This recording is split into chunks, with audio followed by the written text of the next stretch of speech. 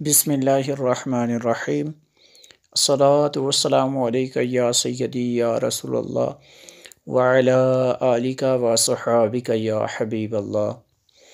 ایک بھائی کا بڑا ہی خاص سوال تھا کہ کتنا قرآن مجید ہر مسلمان مکلف پر جو ہے حفظ کرنا لازم و ضروری ہے۔ تو جواب سماعت فرمائیں۔